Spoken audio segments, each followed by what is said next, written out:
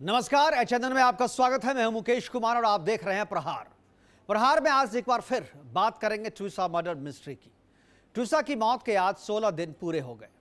Court ने टूसा की सास गिरिवाला सिंह की अग्रिम जमानत रद्द कर दी है। सीबीआई ने गिरिवाला सिंह से करीब 5 से 6 घंटे की पूछताछ की है और उन्हें किसी भी वक्त गिरफ्तार किया जा सकता है। पति समर्थ सिंह की अभी भी पुलिस कस्टडी चल रही है। सवाल सिर्फ पति समर्थ सिंह और सास गिरिवाला सिंह के खिलाफ कार्रवाई, गिरफ्तारी या सजा दिलवाने भर की नहीं है। कोई और टूसा इस फरेब में ना फंसे, इस सिचुएशन में ना फंसे जिसमें टूसा फंसी, हम आज इसीलिए आज प्रोग्राम कर रहे हैं। टूसा ने आत्महत्या की या उसकी हत्या हुई, सीबीआई उसकी जांच कर रही है। सीबीआई जांच का नतीजा कुछ भी निकले, इस सच को कोई नहीं बदल सकता कि टूसा हमारे बीच नहीं है। डव और लॉरियल जैसे मल्टीनेशनल ब्रांड की मॉडल टूसा, तमिल फिल्मों की उभरती हुई एक्ट्रेस टूसा, मुंबई के प्रतिष्ठित मैनेजमेंट इंजीनियरिंग इंस्टीट्यूट से एमबीए, नारसी मोंजे से एमबीए ग्रेजुएट टूसा, एक भाई की प्यारी बहन टूसा, एक माँ बाप की दुलारी टूसा। और ऐसी प्यारी टूसा पर उसके पति और सास ने क्या आरोप लगाए? वह ड्रग्स लेती है, आज़ाद ख्याल की थी, और तो और उसका कैरेक्टर यानी चरित्र ठीक नहीं था। उसके पेट में जो बच्चा पल रहा था वो उसके पति का नहीं बल्कि किसी और का है, और ये आरोप किसी और ने नहीं बल्कि उसके पति ने ही लगाया। इस तरीके के घिनौने आरोपों को मरने के बाद भी झेलती रही टूसा। एक लड़की जिसने अपनी आंखों में सपने सजाए थे, समाज में अपनी एक अलग पहचान बनाई थी।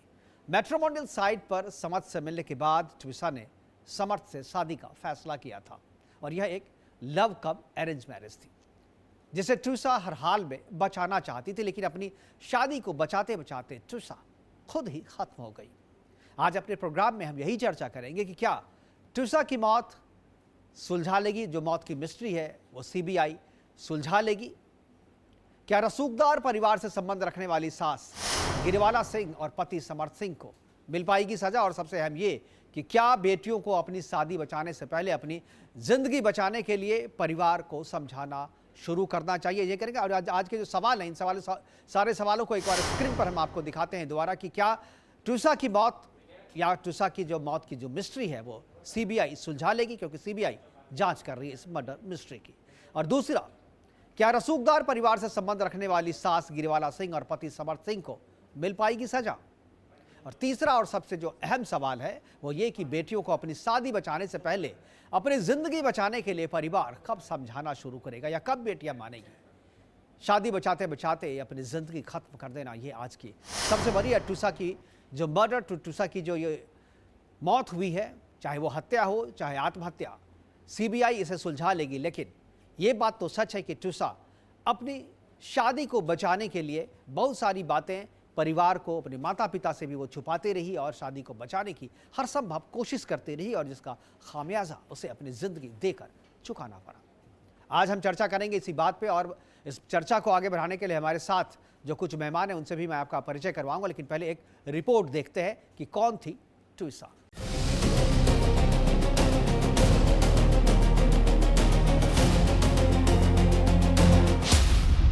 एक लड़की जो जीना चाहती थी, एक सपना जो अधूरा रह गया, सपनों की दुनिया से मौत तक का सफर,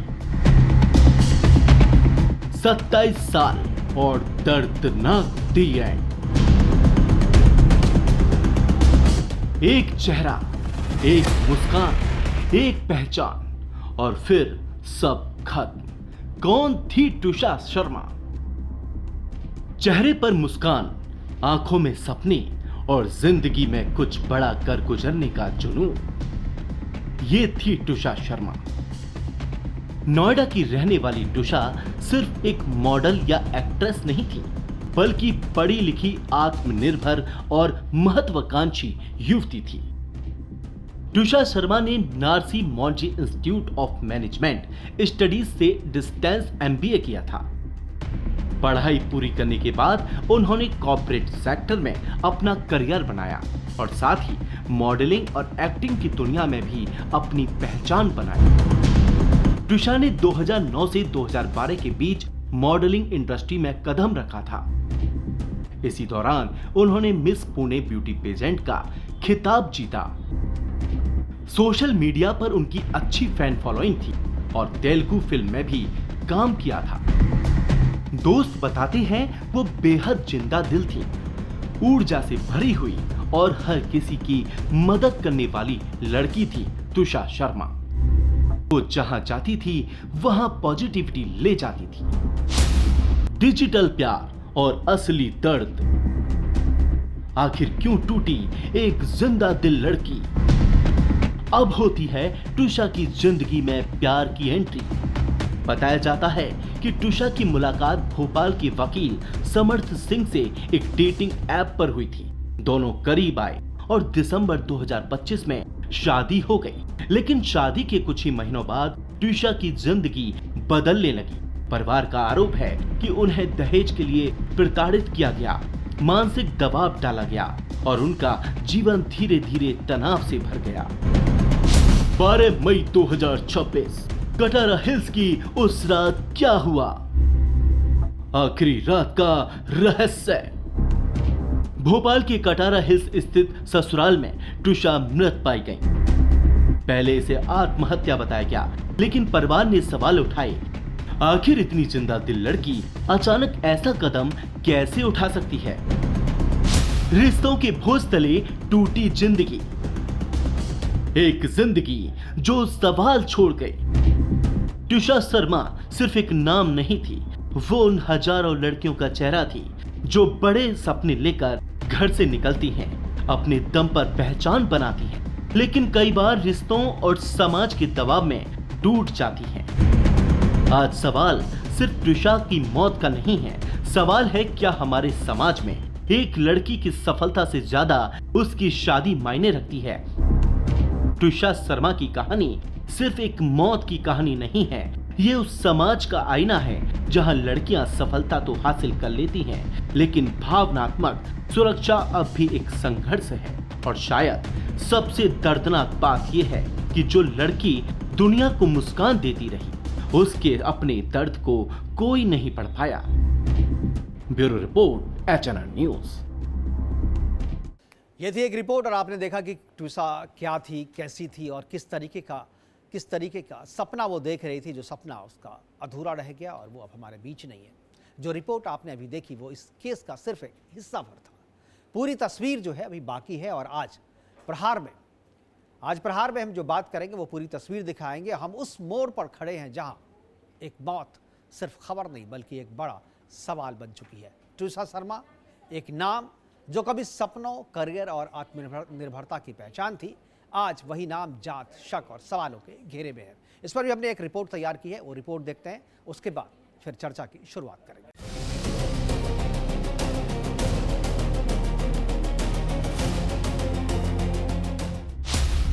शव मिलने के बाद क्या क्या हुआ?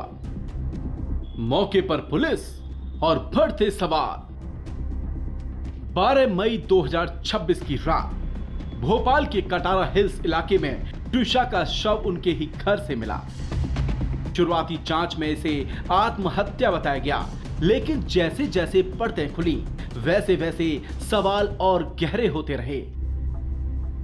सूत्रों के मुताबिक पुलिस ने सबसे पहले घर को सील कर दिया और क्राइम सीन की फोरेंसिक टीम से बारीकी से जांच करवाई गई। कमरे से मिले सबूतों को इकट्ठा किया गया, मोबाइल फोन, निजी सामान और आसपास के हालात को रिकॉर्ड किया गया। लेकिन सबसे बड़ा सवाल यही था, क्या मामला शुरुआती तौर पर जैसा दिख रहा है वैसा ही है? इधर पुलिस ने शव को पोस्टमार्टम के लिए भेजा ताकि मौत की असली वजह सामने आ सके। साथ ही डिजिटल एविडेंस यानी मोबाइल चैट्स, कॉल रिकॉर्ड्स और सोशल मीडिया एक्टिविटी की भी जांच शुरू कर दी गई। परिवार मौके पर पहुंच चुका था और जैसे ही उन्हें जानकारी मिली, माहौल और ज्यादा भावुक और तनावपूर्ण हो गया।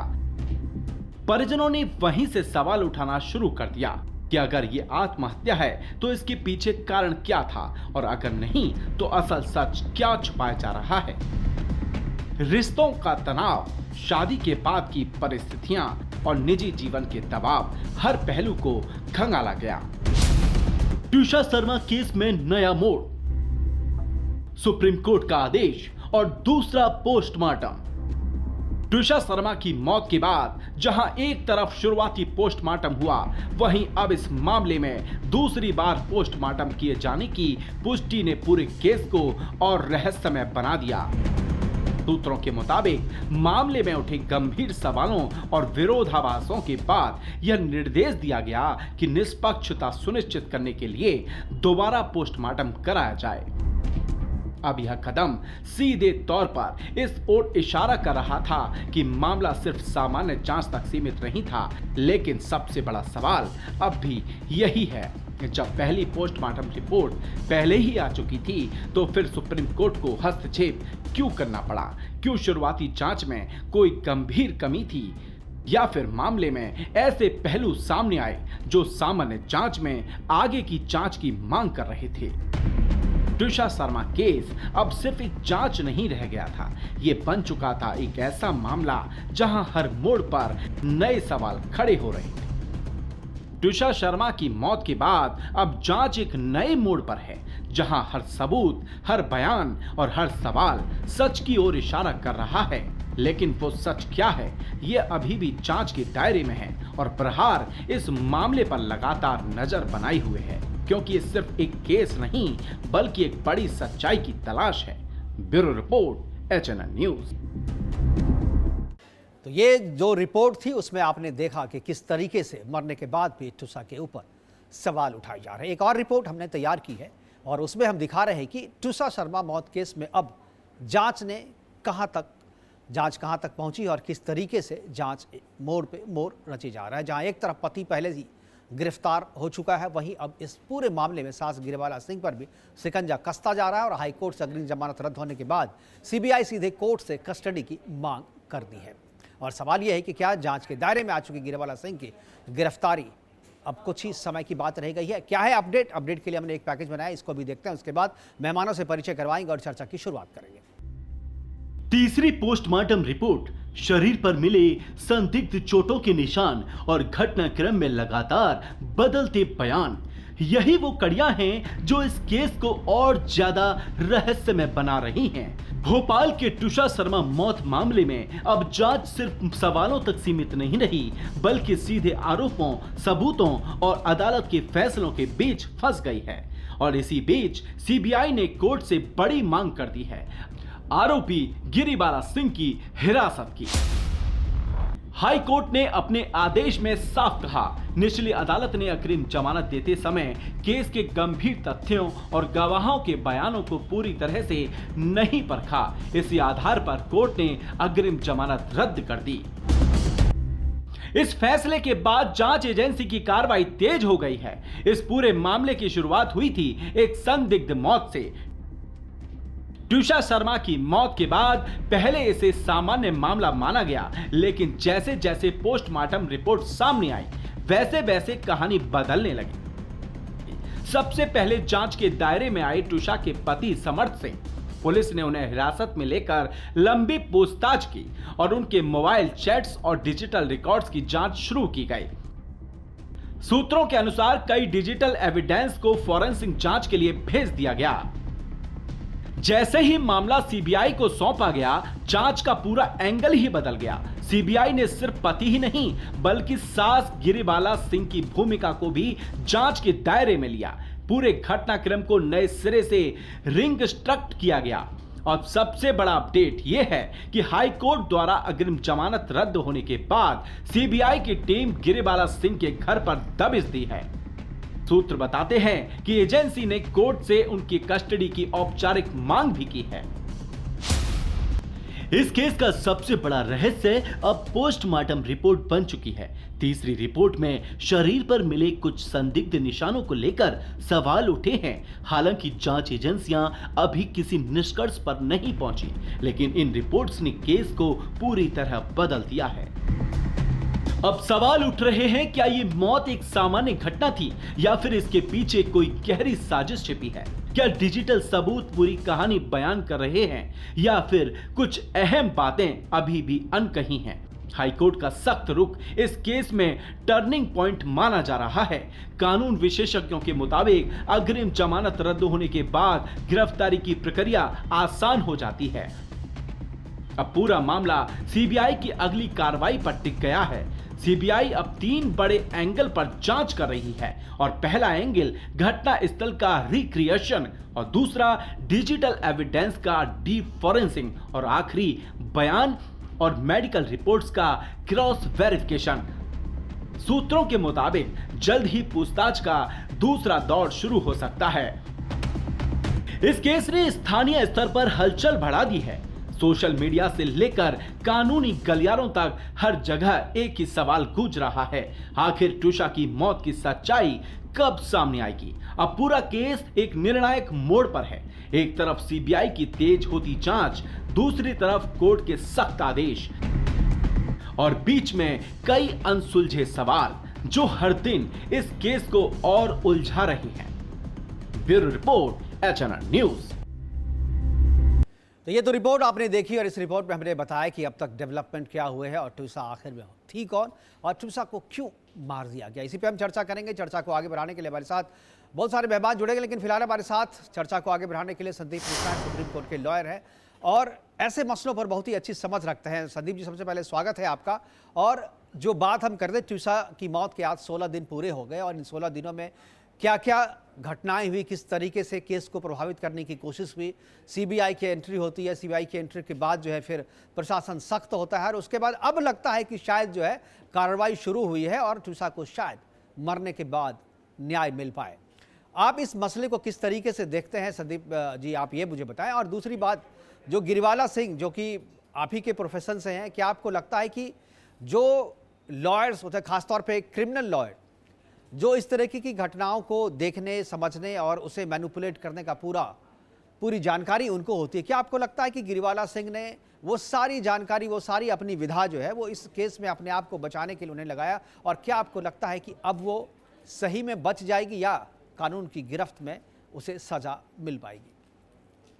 देखिए मुकेश जी, इस मामले में आपने देखा कि जैसे यह घटना हुई, सुप्रीम कोर्ट ने सुओ मोटो कॉग्निजेंस लिया। रीजन क्या था कि यहाँ पर 2 घड़े ऐसे इसमें शामिल हैं जिसको कि न्यायतंत्र का एक हिस्सा कहा जा सकता है। बिल्कुल। अधिवक्ता और न्यायाधीश दोनों ही कटघरे में खड़े हैं, और अगर दोनों ही कटघरे में खड़े हैं तो यह भी माना जाता है कि अगर प्रोसिक्यूशन या पुलिस की कोई कार्यवाही चल रही है तो माना कि अधिवक्ता प्रभावित करने की स्थिति में नहीं होता है, लेकिन एक न्यायाधीश तो बिल्कुल ही होता है, और वह चीज बिल्कुल आंख के सामने दिख रही है। 12 तारीख को त्विषा की हत्या होती है और 15 तारीख को सेशन कोर्ट से अगले को एंटीसिपेटरी बेल मिल जाती है। यह चीज अपने आप में बताती है कि जिस न्यायाधीश के पास भी वह गिरिवाला जी के मैटर को सुनने का अधिकार था, उसने जरूर ही अपने अधिकारों का प्रयोग नहीं किया, क्योंकि वह उन तथ्यों से प्रभावित था जो डिफेंस के आर्गुमेंट थे। हाईकोर्ट में अगर आज आपने बहस देखी होगी तो उसमें इसी बात पर था कि आपको प्रोसिक्यूशन स्टोरी सुननी चाहिए थी, न कि डिफेंस की स्टोरी को, और उसी का प्रभाव था कि 12 तारीख को हत्या होती है और 15 तारीख को जो है अगले को बेल मिल जाती है। तो इन सब बातों से जो चीज निकल करके सामने आ रही है कि अगर इस लेवल पर मीडिया ने एफर्ट्स नहीं लिए होते, अगर इस तरह से त्विषा के परिवार ने एफर्ट्स नहीं लिए होते, तो निश्चित ही यह मामला एक ऐसा मामला होता जहां पर किसी को पता भी नहीं चल पाता कि कौन इसका असली करता धरता है। लेकिन यहां पर क्योंकि मीडिया ने इस मामले पर दबाव बनाया, परिवार ने दबाव बनाया, फिर सुप्रीम कोर्ट तक मामला गया, और इस सब का ये नतीजा रहा कि भाई आज गिरिवाला सिंह की बेल जो है कैंसिल हो गई, और आज उन्हें जो है अब एक चीज दिखाई दे रहा है कि अदालत के मतलब कहते हैं कि जेल जाने का रास्ता कहीं कहीं दिखाई दे रहा है, और उनको कोई रिलीफ मुझे नहीं लगता है निचली अदालत से मिलेगा अरेस्ट होने के बाद, क्योंकि जब हाई कोर्ट ने बेल कैंसिल की हुई है तो आप रेगुलर बेल के लिए भी अगर जाएंगे तो गिरिवाला सिंह को नहीं मिलने वाली है। लेकिन जो सबसे बड़ी बात हाई कोर्ट ने नोटिस की कि आप एक सेशन जज रहे हैं, और सेशन जज को क्राइम की बारीकियां पता होती हैं। बिल्कुल। और अगर एक वकील ड्राफ्ट करने पे आ जाए, कभी कभी कहते हैं ना कि आप जब हम लोग गवाहियां कराते हैं तो लिखवाते हैं कि पुलिस को जो कंप्लेन दी है किसी वकील से तो नहीं ड्राफ्ट कराई है। तो बिल्कुल वकील जब बनाता है तो ला के वो सारे इंग्रेडिएंट्स डालता है। आखिर आप देखते हैं डोमेस्टिक वायलेंस के केसेज होते हैं जिसमें कहानियां बनाई जाती है, तो उसमें बिल्कुल स्टोरी रखी जाती है, ऐसी सेक्शन डलवाया जाए जिसमें बिल्कुल कि नॉन बेलेबल बने। बिल्कुल बेलेबल बनेगा तो मामला नहीं ठीक है, तो इंग्रेडिएंट्स डाल दो। तो अगर न्यायाधीश ऐसे पॉइंट्स लिखना चाहेगा जिसमें कि कल को प्रोसिक्यूशन स्टोरी स्टेब्लिश न हो पाए, बेनिफिट ऑफ डाउट एक्यूज को मिले, तो निश्चित ही यह मामला जो है एक तरह से कहें कि ऐसा स्थापित होता है 2 साल 4 साल 5 साल के टाइम के बिल्कुल आप बाद। सही कह रहे हैं संदीप जी। अब तक में तो ये देखा कि अपने प्रभाव का इस्तेमाल उन्होंने किया और अग्रिम जमानत भी ले ली और इतने दिन तक समर्थ जो है वो बाहर भी रहा, आखिर में सरेंडर उन्हें करना पड़ा। लेकिन एक चीज़ तो ये आगे भी तो ये अपने प्रभाव का इस्तेमाल करेंगी। असल मुद्दा केवल ये नहीं कि उन्हें जमानत नहीं मिली या वो अभी जेल जाएंगे, असल मुद्दा तो इन्हें सज़ा दिलाने का है। तो सज़ा तो उस आधार पे होगी जिस तरीके से केस को बिल्ड किया जाएगा, जिस तरीके से आर्गूमेंट्स होंगे। तो एक जज और एक वकील जो इतने दिन का जो समय, अक्सर कहते हैं कि किसी भी केस को हो जाने के बाद जो है सबसे ज़रूरी चीज़ होती है कि टाइम बाय करना, तो इन्होंने टाइम तो प्रॉपर बाय कर लिया है। तो इस टाइम बाय जो किया गया है उसमें जो क्या एविडेंस जो होंगे जो इनके खिलाफ जा सकते थे, क्या आपको लगता है कि उन्होंने उस एविडेंस को जो है ना प्रभावित किया होगा, उस एविडेंस को उस तरीके से रखा होगा कि शायद आने वाले टाइम में जब इसकी बहस शुरू होगी, सज़ा देने की बारी आएगी, तो वो केस शायद कमज़ोर पड़ जाए? क्योंकि इधर भी दोनों तो वही हैं, वकील हैं और एक जज हैं। मुकेश जी, डाउरी डेथ के मामले में, क्रूएल्टी के मामले में कुछ चीजें कोर्ट प्रिज्यूम करके चलती है, उसको एक्यूज को उसको रिबटल लाना पड़ता है। और सबसे बड़ी बात जो यहाँ पर है कि जो व्हाट्सएप चैट हैं उन सब में कहीं न कहीं यह चीज स्टेब्लिश हो रही है कि सब चीजें ठीक नहीं थी, नॉर्मल नहीं थी, सामान्य नहीं थी। और इस तरह से जब इन चीज़ों को कनेक्ट किया जाएगा, हो सकता है आपने वो फुटेज डिलीट कर दी हो, आपने एविडेंस डिलीट कर दिए हो, लेकिन जो चैट में बातें हुई हैं जिसमें वह इस बात को कह रही है कि मुझे ऐसा लगता है कि मैं कहीं जकड़ गई हूँ, जहाँ से मैं निकलना चाहती हूँ और निकल नहीं पा रही हूँ, तो मुझे तो रोने भी नहीं दिया जा रहा है इस घर के अंदर। तो यह बात तो अपने आप में बहुत बड़ा पॉइंट है। अगर मान लें इसको सुसाइड ही मानते हैं कि सुसाइड है, तो अबेटमेंट ऑफ सुसाइड का चार्ज तो निश्चित ही इन दोनों लोगों के ऊपर लगेगा और इसमें कहीं से इनको बचने की गुंजाइश नहीं होगी। लेकिन अगर हत्या की बात आती है, क्योंकि जो इंजरीज हैं वो सब जो पोस्टमार्टम में निकल करके आएंगी, उन सब चीज़ों से अगर चीज़ें स्टेब्लिश होती हैं तो हत्या का मामला भी बनता है। तो इन सभी चीज़ों से तो ऐसा मुझे लगता है कि कहीं न कहीं जो एविडेंस समाप्त किए गए हैं उस एविडेंस के डॉट्स कनेक्ट करने में सीबीआई कहीं न कहीं सफल होगी। और जब कस्टोडियल इंट्रोगेशन इनका शुरू होगा, और एक चीज बता दूं, अगर आप हैबिचुअल ऑफेंडर नहीं है, तो आप अपराधी नहीं है, बिल्कुल तो पुलिस की लठ के आगे जो है ना गूंगे भी बोलने लगते हैं, ये कहावत कही जाती है। बिल्कुल। तो अगर सीबीआई अपने पे आ जाएगी, पुलिस अपने पे आ जाएगी, तो 2 लठ के बाद, या ये कहें कि 3rd डिग्री इस्तेमाल करने के बहुत सारे तरीके होते हैं। आपका इतना दिन का अनुभव है, पुलिस कभी कभी ऐसे तरीके निकालती है। मेरे एक प्रोसिक्यूशन ऑफिसर थे, उन्होंने कहा एक क्रिमिनल को गुदगुदी बहुत तेज लगती थी, हमने 2 इंस्पेक्टर्स को, 2 सिपाही को लगा दिया कि रात भर इनको गुदगुदी करो रह के। 4 घंटे 5 घंटे के बाद उसने सच बोलना शुरू कर दिया। इतनी गुदगुदी उसे की गई कि वो बर्दाश्त नहीं कर, मेडिकल में कहीं कुछ नहीं आया।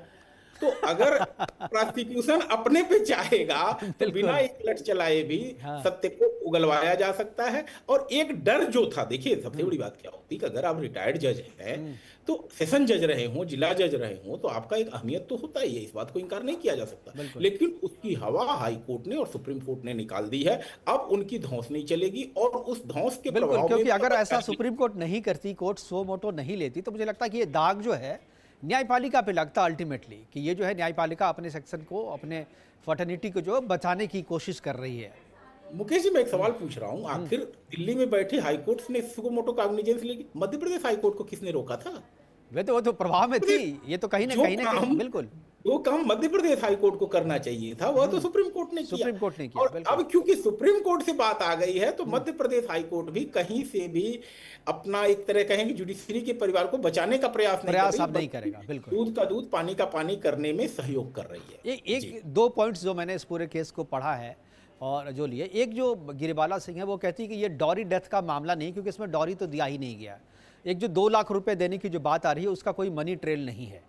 तो डॉरी डेथ अगर ये नहीं भी है तो फिर जैसा कि आपने कहा अगर ये आत्महत्या ही है, चाहे डॉरी डेथ नहीं है लेकिन डेथ है, तो पर भी मसला तो वही बनेगा। इससे केस को कोई, मुझे लगता है कि कमज़ोर तो केस नहीं होगा, या इनका आर्गूमेंट्स जो है वो कोई उस लेवल पे तो नहीं आएगा कि इनको कम सजा हो जाए। इन बोथ सर्कमस्टांसेज, दोनों ही परिस्थितियों में मुकेश जी इन लोगों का गला बचने वाला नहीं है। अगर डाउरी डेथ नहीं है तो अबेटमेंट टू सुसाइड तो है। बिल्कुल। अबेटमेंट टू सुसाइड करने के लिए, आत्महत्या के लिए दुष्प्रेरित करने के केस में भी आप अंदर जाएंगे, और वो चीज एविडेंस में ऑन रिकॉर्ड है, डॉक्यूमेंट्री एविडेंस, इलेक्ट्रॉनिक एविडेंस है, जिसकी वेरासिटी पे किसी तरह का क्वेश्चन मार्क नहीं लगाया जा सकता। ये नहीं कहा जा सकता मेरी हैंड राइटिंग नहीं है या वगैरह वगैरह। तो यहाँ पर इलेक्ट्रॉनिक एविडेंस में जब चीजें रिकॉर्ड पे हैं उस चीज का, और क्योंकि अगले ने सुसाइड कर लिया है तो इसलिए उस तथ्य को सत्य ही अदालत मानेगी जब तक कि आप उसका कोई अदरवाइज प्रूफ न दे पाए। अगर वो उसने सुसाइड किया है तो, क्योंकि हम लोग इज्यूम करके चल रहे हैं जहां जहां भी Mukesh ji destruction of evidences है वह सारी चीजें अगेंस्ट जाएंगी मिस गिरवाला जी के। बिल्कुल। और अभी वक्त एक छोटे से ब्रेक का, जब ब्रेक के बाद आएंगे तो चर्चा करेंगे संदीप मिश्रा और भी जो कुछ हमारे मेहमान हैं वो भी हमारे साथ जुड़ेंगे, लेकिन वक्त एक छोटे से ब्रेक का, जाइएगा कहीं नहीं, तुरंत वापस लौट के आते हैं।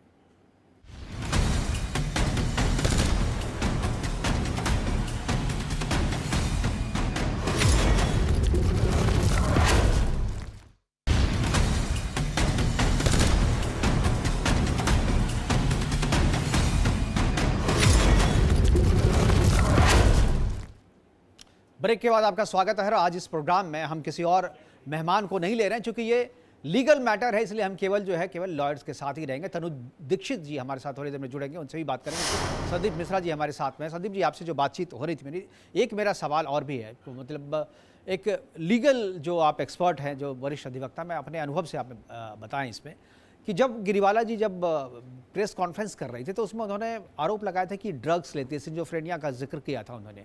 तो क्या इसकी धारा, क्योंकि ये तो आप कह नहीं सकते, ये तो निजी मामला होता, अगर कोई ड्रग्स ले भी रहा है, इलाज चल रहा है डॉक्टर, तो ये आप इसे ले नहीं सकते।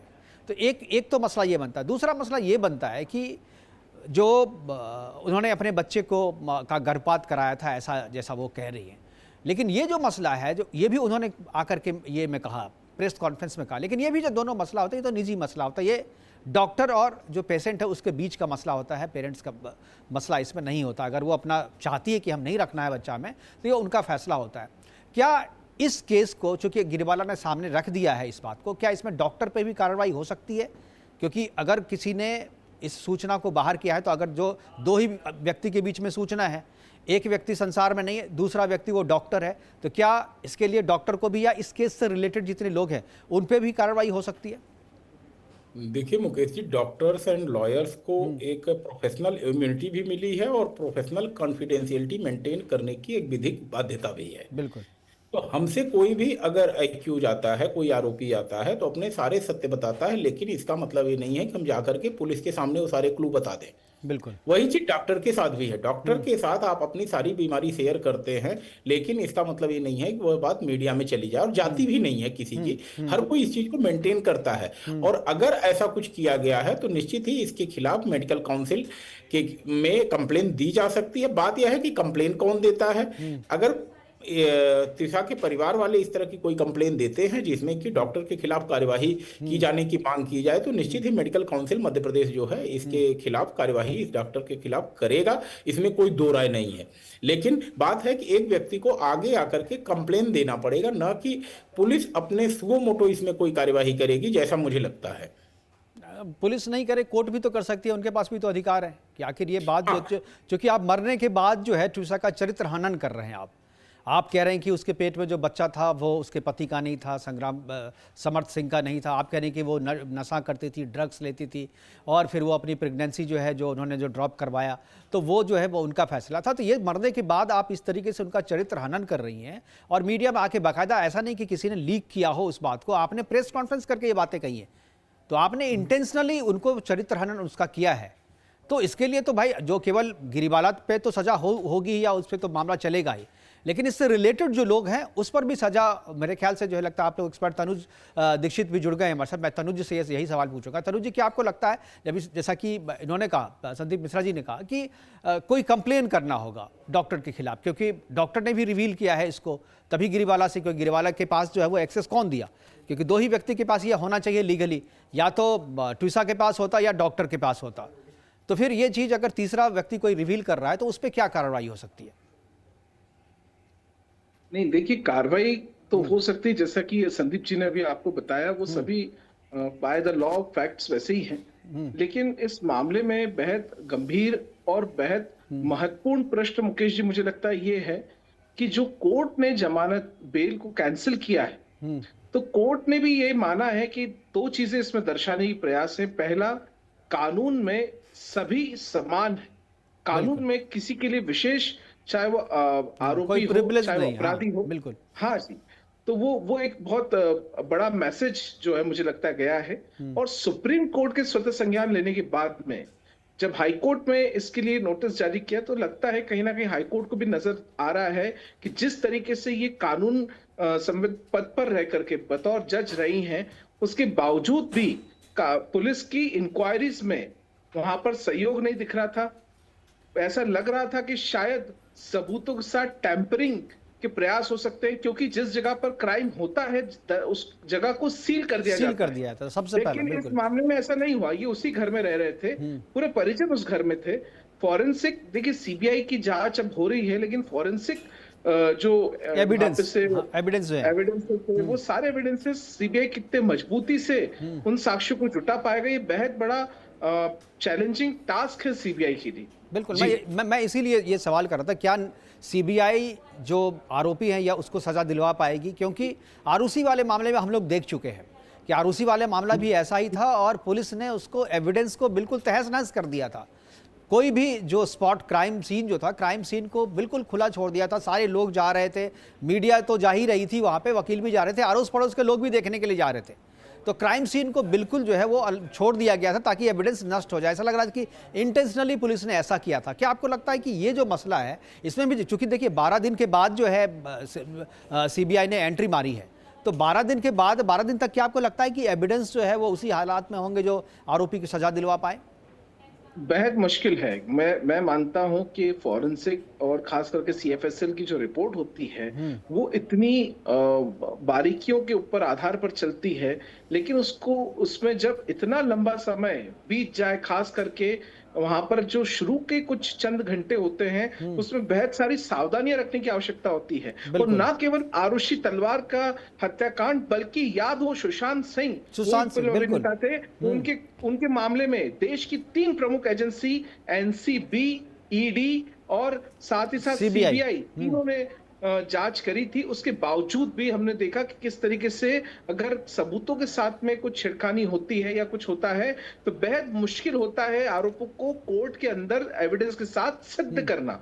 और मुझे लगता है कि इस मामले में, क्योंकि 13 दिन के बाद तो शव का रीपोस्टमार्टम हुआ था मुकेश जी, बेहद संवेदनशील, गंभीर, अगर देखें जो चीज त्वरित होना थी, कुछ दिनों के अंदर, 1 आध 2 दिन 4 दिन के अंदर होना थी, वो 13 दिनों तक नहीं हो पाई। उसके बाद सीबीआई 14वें दिन से इस में हिस्सा बनी और इन 14 दिनों के अंदर वो परिसर खाली नहीं किया गया, रिस्ट्रिक्टेड नहीं किया गया, उस पर किसी तरीके की कोई प्रोटोकॉल्स मुझे नहीं लगता पालन किए गए, परिजन वहीं रह रहे थे। ये सबसे बड़ा ड्रॉबैक मुझे इस केस का दिखाई देता है। इसीलिए मैंने आपसे कहा कि सीबीआई के लिए बेहद बड़ा चैलेंज है इस केस के अंदर डिजिटल साक्ष्य, फॉरेंसिक रिपोर्ट्स को एकदम सुरक्षित रूप से देखना और उसमें आगे कार्रवाई करना। जी बिल्कुल सर, ये तो थी लीगल बात। अब मैं, आप दोनों वरिष्ठ और अनुभवी लॉयर हैं, मैं एक चीज़ जानना चाहूँ, क्योंकि आप केवल लॉयर ही नहीं, हम लोग समाज में रहते हैं, मैं केवल पत्रकार नहीं हूँ, आप केवल लॉयर नहीं, आप समाज में रहते हैं, तो आप किसी बेटी के भाई हैं, कि आप किसी बेटी के पिता हैं, किसी बेटी के कोई किसी का हमारी माँ है। तो ऐसे में जो चीज़ यहाँ पे आ रही है कि ट्विसा जो है अपनी शादी बचाने के लिए अपनी ज़िंदगी गंवा दी, क्योंकि जो चैट है, जो जिस तरीके की, वो अपनी शादी बचा, क्योंकि उन्होंने लव मैरिज किया था ट्विसा ने, और शायद उसको अंदर में ये गिल्ट फीलिंग थी कि अगर हम जा करके अपने पेरेंट्स को शुरू में कुछ कहते तो शायद पेरेंट्स कहते थे पसंद तो तुम्हारी थी। तो क्या ये जो आपको लगता है ये भी एक मसला है कि ट्विसा ने बहुत देर कर दी थी घर वालों को बताने में, या उस इंटेंसिटी से नहीं बताया गया था मसले को कि हम इतने खतरे में, या ट्विसा उसको पहचान नहीं पाई कि हम इतने खतरे में, क्योंकि बात करते करते ही उसके बाद जो है करीब 10 मिनट के भीतर में सारा खेल खत्म हो गया। क्या हम लोगों को, परिवार को, समाज को, अपनी बेटी को यह भी शिक्षा, यह भी समझाना चाहिए कि बेटा ज़िंदगी पहले है, शादी बाद में है, पहले शादी बचाने के लिए अपनी ज़िंदगी जो है वो नहीं गंवानी चाहिए? क्या आपको लगता है कि इस तरीके की ट्रेनिंग की आवश्यकता समाज को और परिवार को है अभी? संदीप जी, आपसे शुरुआत करूँ। मुकेश जी, 2 घटनाओं का मैं जिक्र करना चाहूंगा यहाँ पर। अभी कुछ दिनों पहले एक वीडियो आया था जिसमें एक बेटी की ससुराल में कुछ अनबन होती है और फिर पिता कहता है बैंड बाजे के साथ मैं अपनी बेटी को वापस ले आऊंगा अपनी। बिल्कुल बिल्कुल। और वो वीडियो वायरल भी हुआ था। हाँ। तो दूसरी चीज जो हो रही है कि आज जो शादियां हो रही हैं बड़े व्यापक लेवल पे हो रही हैं, सोसाइटी बहुत बड़े लेवल पे इन्वॉल्व हो रही है, धन बल सारी चीजें खर्चा हो रही है। और दहेज जिसको आप कह रहे हैं, दहेज अब दूसरे तरीके से लिया जाने लगा है। क्यों? क्योंकि भाई दोनों शादियां मिलकर के करते हैं, दोनों तरफ से गिफ्ट एक्सचेंज होते हैं, सारे लोगों को गिफ्ट दिए जाते हैं, मांगे मांगे गिफ्ट दिए जाते हैं, तो ये सब चीजें होती हैं। तो ऐसे में जो पिता होता है लड़की का, उसके ऊपर भी एक आर्थिक दबाव होता है और उस चीज को बेटी, क्योंकि उस परिवार से होके आई रहती है, वह जानती है कि पिता ने वो पैसे कैसे खर्च किए हैं। तो उस दबाव में वो कुछ दिन तक तो बर्दाश्त करने की कोशिश करती है कि भाई इतना बड़ा खर्चा हमारे पिता ने किया है, घर में और भी बेटियां हैं अगर शादी करने के लिए, तो इन सब चीजों का जो दबाव होता है मानसिक, उस चीज को सहन करते हुए। लेकिन एक चीज जो सबसे अहम है, सुप्रीम कोर्ट जब बहस चल रही थी तो एसजी ने कहा था कि बेटियों का जिंदा रहना जरूरी है। Divorce beti is better than a dead beti, better to be divorcee that dying. तो मरने से बेहतर है डाइवोर्सी हो। और सुप्रीम कोर्ट, हाई कोर्ट और निचली अदालतें, इवन पारिवारिक फैमिली कोर्ट जिसको हम कहते हैं, इन सब का भी यही दृष्टिकोण रहता है कि अगर परिवार एक साथ रहने के लिए नहीं तैयार है तो म्यूचुअल कंसेंट में डिवोर्स करा के परिवारों को अलग किया जाए। एक साथ रह के सर फुड़गल कराने की जरूरत नहीं है और बेटियों को सुरक्षित रखना सबसे ज्यादा जरूरी है। तो यहाँ पर जो सामाजिक सवाल आपने हमसे किया, मैं तो यही कहूंगा कि भाई आप धूमधाम से शादियां करिए, करोड़ों रुपए खर्च करिए, सब कुछ करिए, लेकिन अपनी बेटी को ये भी बताइए, बेटा तुम्हारे सुरक्षा से बढ़कर ये पैसा नहीं है। तुम रहोगे तो जिंदगी में बहुत कुछ कर लेंगे, तुम्हारा जीना बहुत जरूरी है, तुम्हारा सुरक्षित होना जरूरी है। क्योंकि अगर तुम हमारे पैसे की परवाह करोगे और तुम नहीं रहोगे तो शायद हम जिंदा होकर के भी मौत हमारी होगी और हम मरी हुई लाश की तरह होंगे।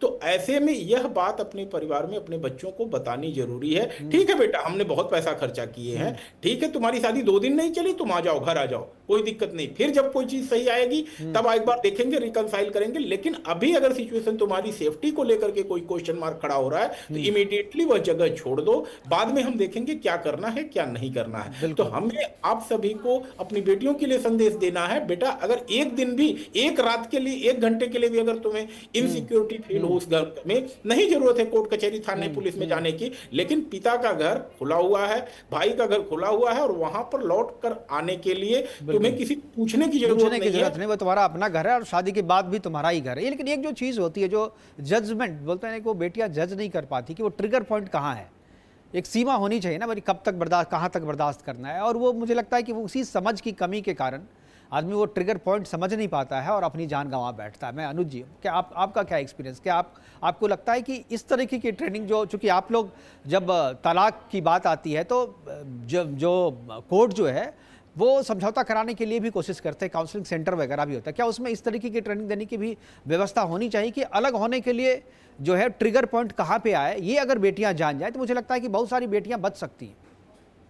देखिए, काउंसलिंग, फैमिली काउंसलिंग जब तक होती है तब तक परिजन, मतलब खास करके मियाँ बीबी जो है, वो पति पत्नी अपना डाइवोर्स लेने का डिसीजन बना चुके होते हैं। देखिए, डाइवोर्स के केस में ये समस्या नहीं हो सकती। डाइवोर्स के केस में डाइवोर्स ही होगा या सुलह होगी। लेकिन ये जो केसेस हो रहे हैं जिसमें हम देखिए, ये केस 3 एंगल पे है, या तो होमिसाइड है, या सुइसाइड है, या अबैटमेंट टू सुइसाइड है। यानी इस तरीके का मामला मुझे नहीं लगता कि किसी भी सामान्य डाइवोर्स केस के अंदर देखने को कभी मिला है, क्योंकि अपने आप में ये केस एक डिफरेंट एंगल रखता है। वहीं मुझे जो लग रहा है कि बेटियों को ये सब बातें शादी के समय बताएं और उन जानकारी देने से अच्छा है कि मैं तो उन माता पिता को भी इंस्पायर करना चाहता हूं जो शुरू से अपने बच्चों को, बेटियों को पाल रहे हैं, वो वहीं से उनको इस तरीके की बातों को सम्मिलित रखें, ये बताएं कि भविष्य में भी किसी दबाव में, किसी अभाव में उनको इस तरह की शादी बाद में रहने की कोई आवश्यकता नहीं है। और जहाँ पे भी मानसिक रूप से ऐसी यातना, प्रताड़ना कहीं पे भी लगता है, तो निश्चित रूप से वो निडर होकर के निर्णय ले और माता-पिता के पास आए। तो मुझे लगता है परवरिश का हिस्सा होना चाहिए। और मुझे लगता है काउंसलिंग सेंटर्स, आर्बिट्रेशन से पहले ये सब चीजें शैक्षणिक पढ़ाइयों में, उसमें कोई, हम जिसे मॉरल साइंस बोलते हैं, हमारे समय में एक सब्जेक्ट होता था, तो उस मॉरल साइंस के एक सब्जेक्ट में हम इसको डे टू डे लाइफ में बच्चों को धीरे धीरे सिखाएं, जिससे देखिए बिल्कुल बिल्कुल आप सही कह रहे हैं, दोनों लेकिन देखिए ट्यूसा का जो मामला था, तनुज जी और संदीप जी, मैं दोनों से, ट्यूसा तो बहुत पढ़ी लिखी थी। ट्यूसा जो है नारसी मोंजे से उन्होंने एमबीए किया हुआ था और अच्छे स्कूल से उसकी स्कूलिंग थी, टॉप मैनेजमेंट स्कूल से उन्होंने मैनेजमेंट किया था, नारसी मोंजे से किया था। और ग्लोबल इंटरनेशनल कंपनी में ग्लोबल कम्युनिकेशन मैनेजर थी, वो मॉडल थी, वो डव और जो लॉरियल जैसे ब्रांड की वो मॉडलिंग कर चुकी थी। और इसके अलावा जो है वो तमिल फिल्मों में एक्ट्रेस थी और खुले विचार के थी। और ऐसे पढ़े लिखे, ऐसे समाज में जिसकी अपनी एक पहचान थी, उसके साथ जब ऐसा हो जाता है तो सामान्य बेटियों के साथ क्या होता होगा? संदीप जी। देखिए मुकेश जी, आपका सवाल शुरू में था ट्रिगर पॉइंट कहाँ है। बिल्कुल। मैंने जो अपने अनुभव से सोचा है कि ट्रिगर पॉइंट 3 है। एक कहावत कही जाती है कि the person who trust you, the person who mistrust you, in both situation evidence is not required. तो जहां पर आपके ऊपर अविश्वास है और जहां पे विश्वास है, दोनों ही स्थिति में सबूत देने की जरूरत नहीं है। नहीं है, बिल्कुल। तो ऐसी स्थिति में जब किसी लड़की के ऊपर कैरेक्टर असैसिनेशन किया जाए, आपकी बेटी के ऊपर अगर कैरेक्टर असैसिनेशन किया गया, तो इसका मतलब है कि आप अगले असैसिनेशन के लिए तैयार हैं। और इस चीज को अगर आपने बर्दाश्त किया, भाई किसी की हिम्मत कैसे हो सकती है, जिस घर में अपना घर परिवार सब कुछ छोड़ करके एक बेटी आती है, उसके लिए आप कह दें कि भाई तुम्हारा कैरेक्टर ठीक नहीं, आप कैरेक्टर सर्टिफिकेट बांटने लगे। तो यह एक पहला ट्रिगर पॉइंट है।